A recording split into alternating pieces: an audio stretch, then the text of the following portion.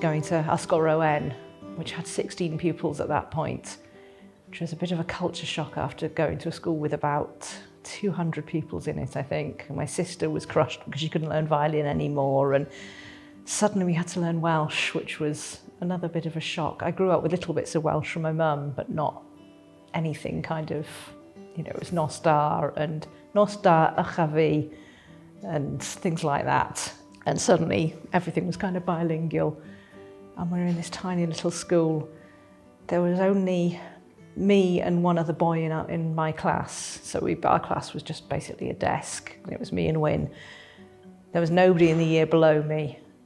So I didn't really have any kind of peers of my own age, which is a bit of a shock again after being in a class of about, 10, 15 people with lots of friends and things. So all my friends were a couple of years younger than me. Oedden ni'n cerdded lawr i'r ysgol ac, yn y dechrau doedd na ddim car na ddim byd ac wedyn cerdded oedden ni am pan gaethon ni rhyw gar bas oedd hi'n lyb iawn. Bas un am rodyr yn dod lawr i wedyn i nôl fi o'r ysgol.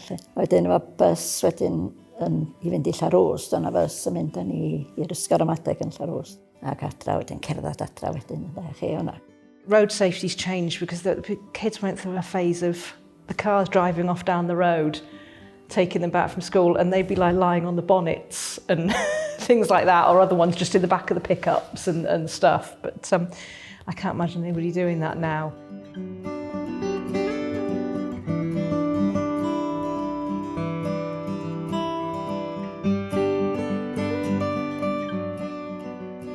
A wedyn, fel oedd y plant yn mynd yn hun, oedd yr rhifau mynd i lawr yn dod a doedd ddim plant newydd yn dod i'r unig bobl yn dal i fyw yma adag ynny. A dim plant newydd yn dod a wedyn nath yr rhifau lawr ebyn yr ail enaf.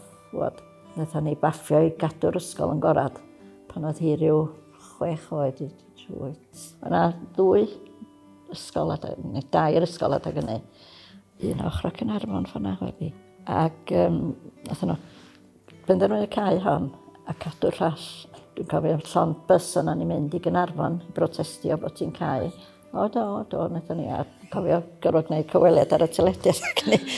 Achos o'n i'n ysgrifennydd PTA lle ag ynny.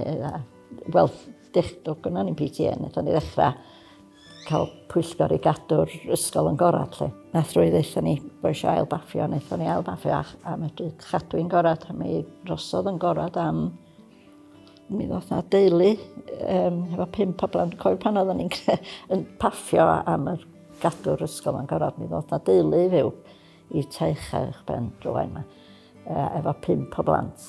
Wel, oedd hynna yn andros o dda i ni'n doedd a wedyn hwnna rhywun neu 2 deuluoedd eraill. A mi wnaethon ni wedi codi'r cyfri adag ynny i tua 15 o blant.